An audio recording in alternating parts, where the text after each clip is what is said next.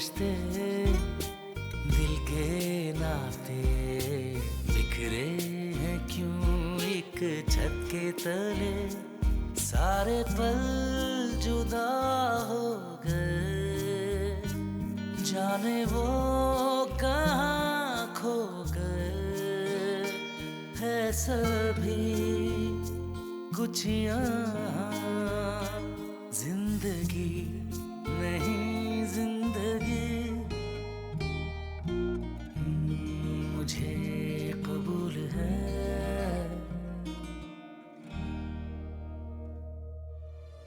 इस जंग में मैं और अब्बा आमने सामने आ खड़े हैं। ये जंग तो मैं कई सालों से तुम्हारे अब्बा के साथ लड़ रही, लेकिन मुझ में और तुम में फर्क है। मैं बीवी हूँ उनकी और तुम औलाद हो, और तुम्हारी मोहब्बत उन्हें सब कुछ करने पर मजबूर कर सकती है। जितनी गपशप करनी है अपने दोस्त से करना, मैं तुम्हारी सूरत भी नहीं देखना चाहती। अब उठो यहाँ से और निकलो। अरे अरे अरे, नाराज क्यों हो रही हो तुम? इस दुनिया में कुछ नामुमकिन नहीं होता। जब मेरी मंगेतर होते हुए तुम हमजा से शादी कर सकती हो, तो हमजा से तुम्हें वापस छीनना नामुमकिन कैसे हो सकता है? मुझे कबूल है।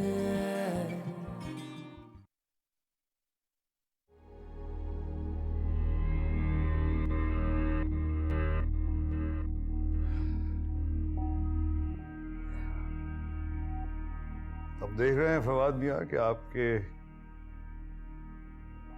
दिल से बुजुर्गों का इज्जत एहतराम सब खत्म हो गया। बड़े अपनी इज्जत और एहतराम खुद कराते हैं, और जो बड़े खुद गर्ज हो जाएं, उनकी इज्जत नहीं रहती। बहुत बदजुबान और खुद मुख्तार होते जा रहे हैं आप।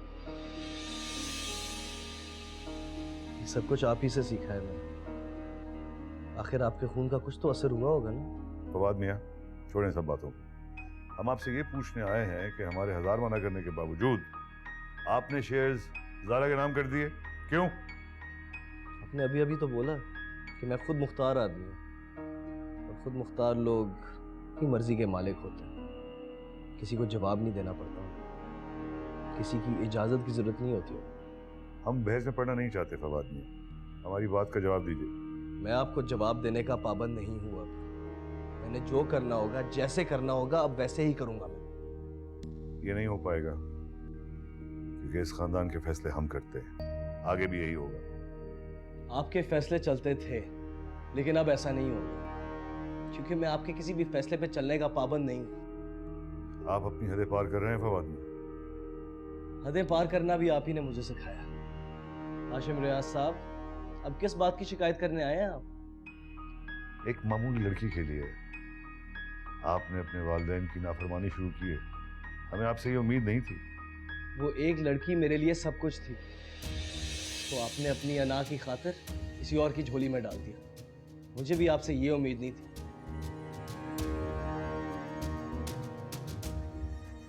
जाइए हाशिम साहब, आपको अब यहाँ कुछ नहीं मिलने वाला।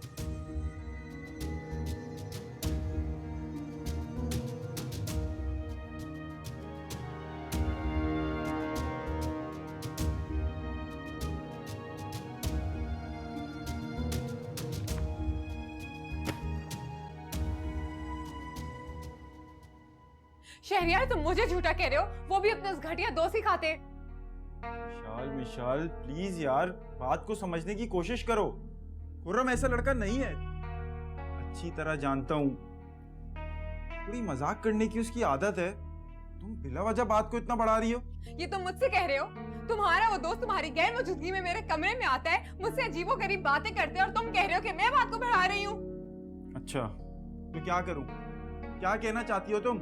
जाके उससे लड़ूं, उस पर इल्जाम लगाऊं? मैं चाहती हूँ कि तुम उससे बोलो वो यहाँ से चला जाए। क्या तुम पागल हो गई हो? मैं उसको अपने ही घर से जाने को कैसे कह सकता हूँ? और बाय द वे, मैं उसको यहाँ तुम्हारी इजाजत लेने के बाद ही लाया था। न जाने क्या फतूर आ गया तुम्हारे दिमाग में। मेरे दिमाग में फतूर है?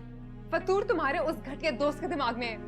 शहरियार प्लीज बात को समझने की कोशिश करो, उसकी नीयत ठीक नहीं है। For God's sake, बस कर दो यार। अजीब नजरों से देखता है, दिमाग में फतूर है, नीयत खराब है। You know what? तुम्हें ज़हनी सुकून की जरूरत है। तुम यहाँ बैठो, आराम करो और खुदा के लिए मेरी जान बख्श दो।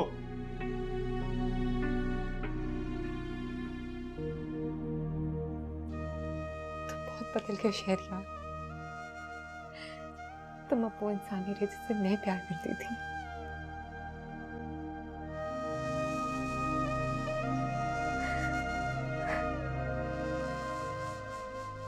अम्मी मैं आ गई। ज़ारा कैसी हो? अम्मी आप रो रही हैं? ये तो खुशी के आंसू है, तुम्हें देख के झलक आए। मुझे याद कर रही थी ना आप? मैं तुम्हें कब याद नहीं करती बेटा। अच्छा मुझे ये बताओ, तुम अकेली आई हो? हमजा तुम्हारे साथ नहीं आया? नहीं। इधर देखो मेरी तरफ, मुझे बताओ तुम दोनों के बीच में कोई झगड़ा हुआ है? सारा मेरा दिल डूबा जा रहा है, मुझे साफ साफ बताओ क्या बात है बेटा। अम्मी मेरा और हमजा का झगड़ा हो गया है, इसीलिए आज मैं यहाँ आई हूँ फवाद से मिलने। फवाद से मिलने? मगर क्यों? फवाद ने ऑफिस ज्वाइन किया और इसीलिए हमजा ने मामू जान को कोर्ट का नोटिस भेजा है। वो अपने शेयर्स अपने नाम पे करना चाहते हैं और इसी बात का फायदा उठाते हुए फवाद ने अपने सारे शेयर्स मेरे नाम पे कर दिए और अब हमजा को ये लगता है कि मैं और फवाद मिले हुए। मुझे इसी बात का डर लगा रहता था, तुम्हारे और हमजा के बीच में कोई मसले ना पैदा हो जाए। मेरा खौफ ठीक निकला। लेकिन आप परेशान ना हो अम्मी, सब ठीक हो जाएगा। सारा तुम्हें फवाद से मिलने नहीं आना चाहिए था। अगर हमजा को खबर हो गई तो वो तुम पर मजीद शक करेगा बेटा। कैसा शक अम्मी? और अगर वो शक करते भी हैं तो करते रहें, मुझे कोई परवाह नहीं। मगर आज फवाद से मिलना बहुत जरूरी था अम्मी। उसको यकीन दिलाना था कि अब हम अलग हो चुके हैं। सारा मेरी तो कुछ समझ में नहीं आ रहा। अल्लाह तुम्हारी मुश्किल आसान करे, तुम्हारी परेशानी दूर करे बेटा।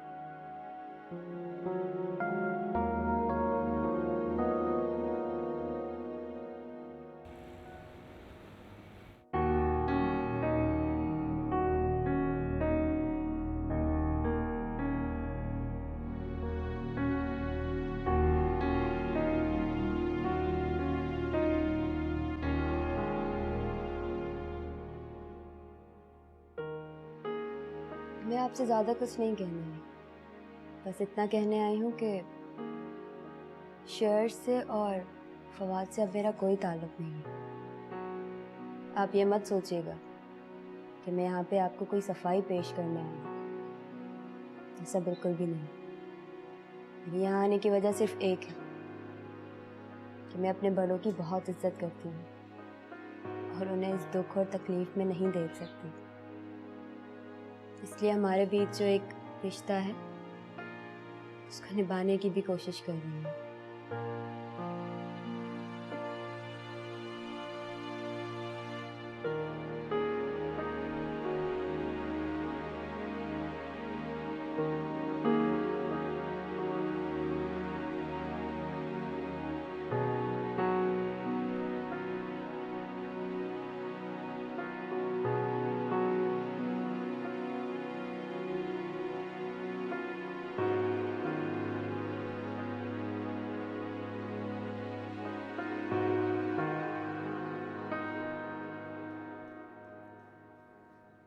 ये ले भाभी आपकी अमानत, अंजल भाई ने भेजी है, इसी के हाथ। बहुत शुक्रिया भाई आपका। नहीं अरे भाभी इसमें शुक्रिया ही क्या बात है। अंजल भाई मेरे भाई हैं और इस नाते आप मेरी भाभी हुई और बहनें भाइयों का शुक्रिया अदा नहीं करती, सिर्फ हुक्म किया करती हैं। अच्छा अमजद कैसे हैं? आपकी बात तो होती होगी ना उनसे? अंजल भाई बहुत खुश हैं, बहुत मज़े में हैं, कोई परेशानी नहीं है उन्हें वहाँ पे। वो कह रहे थे जल्दी आ जाऊँगा पाकिस्तान में। अरे अच्छा हुआ याद आया, ये ख़त भेजा था अंजल भाई ने आपके लिए। जी बहुत मेहरबानी। अरे भाभी क्यों शर्मिंदा कर रही हैं? चले मुझे ऑफिस के लिए देर हो रही है, फिर मिलते हैं। ओके, अल्लाह हाफिज। दाफिस।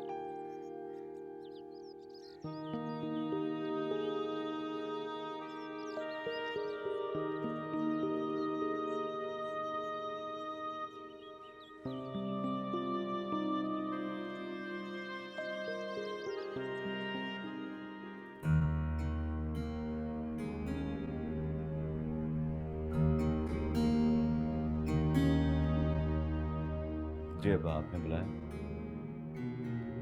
बैठो, जरूरी बात करनी है तुमसे। बैठो। देखिए, अगर आपको कोर्ट केस या ज़ारा के मुतालिक कोई बात करनी है तो मुझे इस बारे में कोई बात नहीं करनी है। छोड़ दो ये जिद बेटा, इससे तुम्हें कुछ हासिल नहीं होगा। मैं बुज़दिल नहीं, अपने फैसलों से पीछे हटने की आदत नहीं है मुझे। बेटा क्या हासिल होगा तुम्हें इस उम्र में मुझे और अपनी माँ को रुस्वा करके? जानते हो लोग कितने सवालात करेंगे हमसे।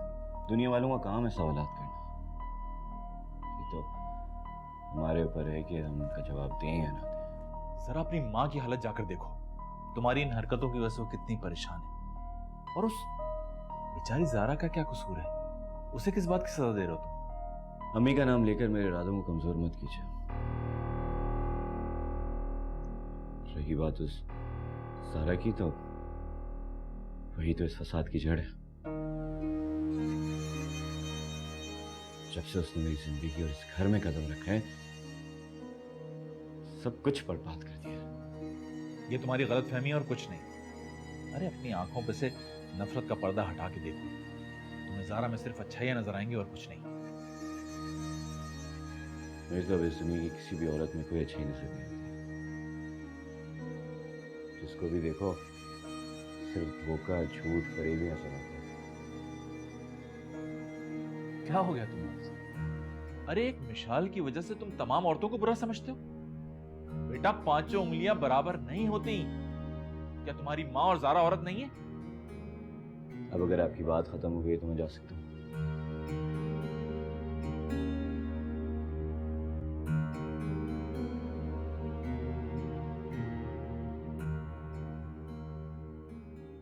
धीरे धीरे साए ढले, हाथों में गम लेके चले, कोमल रिश्ते दिल के नाते बिखरे हैं क्यों एक छत के तले, सारे पल जुदा हो गए, जाने वो कहाँ खो गए, है सभी कुछ यहाँ।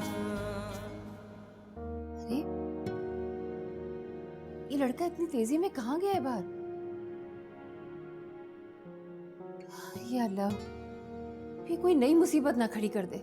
वो महानीजान, उनके हाथ में शेयर्स के कागजात थे, ये जरूर बड़े मामू जान की तरफ गए होंगे। फिर तो ये बात आफाक को बतानी चाहिए हमें।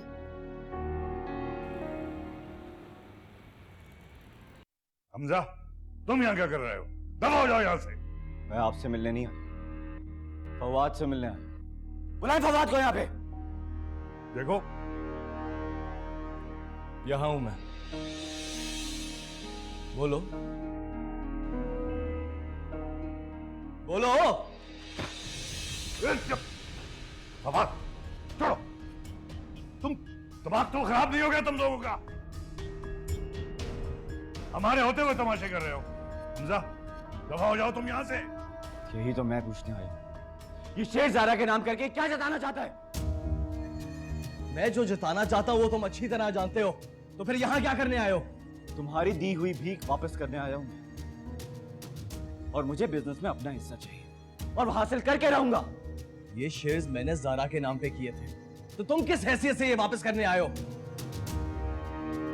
क्या हुआ? होती क्यों बंद होगी तुम्हारी? हमजा, बंद करो ये तमाशा। दफा हो जाओ यहाँ से। जो तुम चाहते हो वो नहीं होगा। ऐसा होकर रहेगा, मैं अपना हक लेकर रहूंगा। अरे जाओ जाओ, ये धमकियां किसी और को देना जाके। एक बात मेरी गौर से सुन लो, आज से इस कंपनी में तुम्हारा राज खत्म। देख लूंगा मैं, सबको देख लूंगा मैं, और इस गलत फहमी में नहीं रहना कि तुम लोग मुझसे बच जाओगे।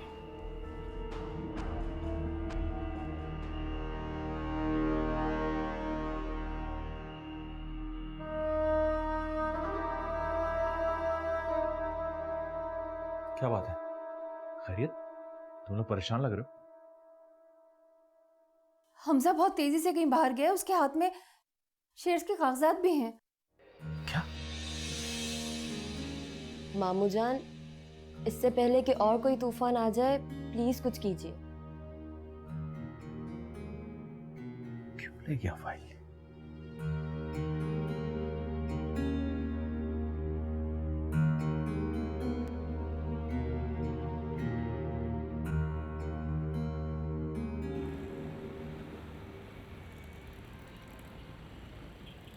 हमजा की इतनी हिम्मत कि आपकी मौजूदगी का भी लिहाज नहीं किया उसने।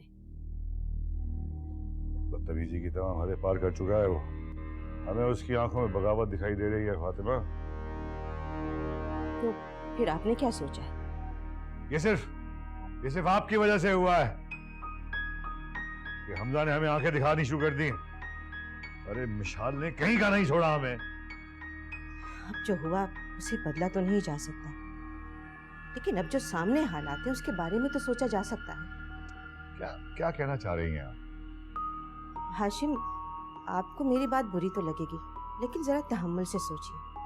इस सारे वबाल से जान छुड़ाने के लिए बिजनेस का एक छोटा सा हिस्सा हमजा के नाम करने में कोई हर्ज नहीं है। अरे क्या बोले जा रही हैं? इसका मतलब समझती हैं आप? जानती भी हूँ और समझती भी हूँ, लेकिन जरा ये सोचिए कि हमजा ने आपके नाम कोर्ट का नोटिस भिजवाया है। आपका और इस खानदान का नाम कोर्ट में उछाला जाएगा, और अगर इसमें कहीं विशाल का नाम आ गया तो कितनी बदनामी होगी। जो बात 4 लोगों को पता है वो पूरे शहर को पता चल जाएगी। अरे इस लड़की ने हमें कहीं का नहीं छोड़ा फातिमा। ऐसा कीचड़ उछाल कर गई है हम पे, कोशिश के बावजूद ये धब्बे दूर नहीं हो रहे हमसे। हाशिम रियाज कभी भी इतना मजबूर नहीं था फातिमा जितना आज है।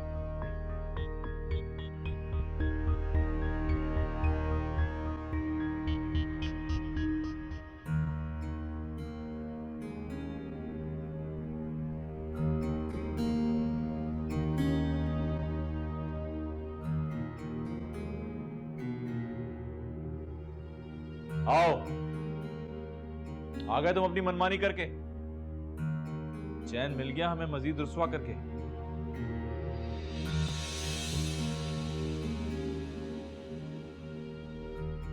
आपको सिर्फ अपनी इज्जत की परवाह। मेरी इज्जत, मेरी अना की कोई परवाह है आपको? कोई माने रखती है आपके लिए? इस दुनिया में अपनी अना की जंग लड़ने वाला हमेशा नाकाम रहता है, जीती हुई बाजी भी हार जाता है।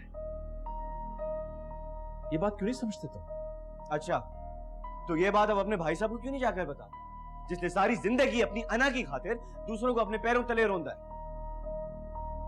नहीं हमजा, तुम ये गलती कभी नहीं करोगे जो सारी जिंदगी तुम्हारे ताया अब्बू करते आए। मैंने तुम्हारी तरबियत ऐसी नहीं की। बात तरबियत की नहीं, बात हक की।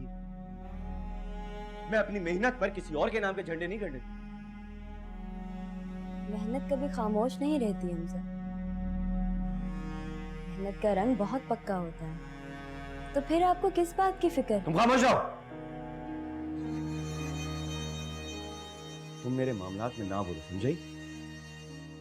जो तुम्हारा आशिक है ना, मुंह पे मार के आया हूं उसके शेयर्स के पेपर।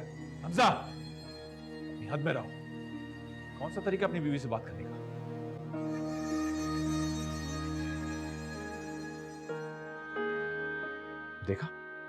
देखा आपने? यह है आपकी तरबियत।